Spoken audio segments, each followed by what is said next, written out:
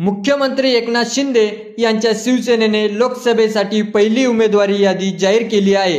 याआधी भाजप, काँग्रेस, शिवसेना, ठाकरे गट आणि अजित पवार यांनी आपले उमेदवार जाहीर केले आहेत।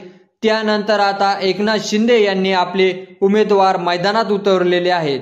मुंबई दक्षिण मध्ये शिंदे गटाचे राहुल शेवाळे विरुद्ध ठाकरे गटाचे अनिल देसाई अशी लढत आहे। मुंबईत ठाकरेंची ताकद शिंदेपेक्षा जास्त असल्याने इथे शिंदे गटाच्या राहुल शेवाळे यांचा पराभव होण्याची शक्यता आहे। कोल्हापूर लोकसभा मतदारसंघातून शिंदे गटाचे संजय मंडलिक विरुद्ध आघाडीकडून शाहू महाराज छत्रपती यांना मैदानात उतरले गेले आहे। त्यामुळे शिंदे गटाचे मंडलिक त्या ठिकाणी पराभूत होतील अशी शक्यता आहे। शिर्डीमधून शिंदेच्या सदाशिव लोखंडे विरुद्ध ठाकरेंचे भाऊसाहेब वाकचौरे अशी लढत आहे। या ठिकाणी मात्र शिंदेच्या शिल्लेदाराचा विजय होईल असा अंदाज आहे। तर बुलढाणा लोकसभा मतदारसंघातून शिंदे गटाचे प्रतापराव जाधव विरुद्ध ठाकरे गटाचे नरेंद्र खेडेकर असा सामना रंगणार आहे। सोबतच शेतकरी नेते रविकांत तुपकर देखील मैदानात असणार आहेत। त्यामुळे नरेंद्र खेडेकर यांचा पराभव होण्याची शक्यता असून त्या ठिकाणी प्रतापराव जाधव किंवा रविकांत तुपकर यांचा विजय पक्का मानला जातोय।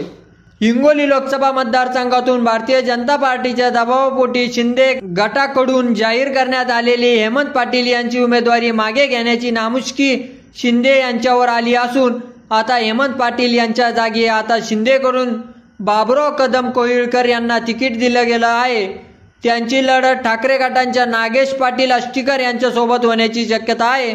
मात्र भाजप आणि शिंदे गट यांच्यातील मतभेद बाजूला सारून जर हेमंत पाटील यांनी बाबुराव कदम कोळीकर यांचे काम केले तर त्यांचा विजयी होण्याची शक्यता आहे आणि असं झालं तर ठाकरे गटांचे नागेश पाटील आष्टीकर यांचा पराभव होऊ शकतो। मावळमधून शिंदेने श्रीरंग बारणे यांना मैदानामध्ये उतरवलेला असून ठाकरेंनी संजोग वाघोरे यांच्यावर डाव खेळला आहे।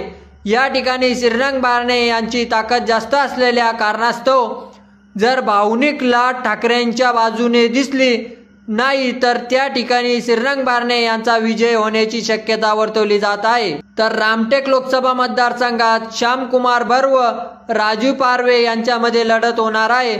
त्या ठिकाणी राजू पारवे यांचा विजय पक्का मानला जातोय। हातकणंगले या लोकसभा मतदारसंघातून शिंदे गटाचे उमेदवार धैर्यशील माने विरुद्ध आघाडीचे उमेदवार राजू शेट्टी अशी लढत असणार आहे। राजू शेट्टी यांच्या पाठीशी ठाकरेंची शिवसेना, पवारांची राष्ट्रवादी आणि काँग्रेस अशा तिन्ही पक्षाची ताकद सोबतच शेतकरी संघटनेची ताकद देखील राजू शेट्टी यांच्या सोबत असणार आहे।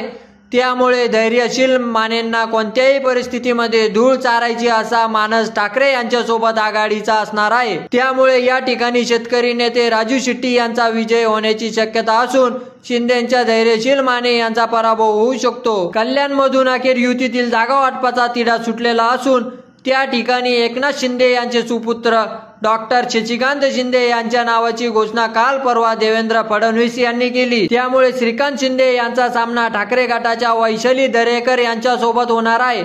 मात्र शिंदेची ताकद त्या ठिकाणी जास्त असल्यास कारणास्तव श्रीकांत शिंदे यांचा त्या ठिकाणी विजय होईल अशी शक्यता वर्तवली जात आहे।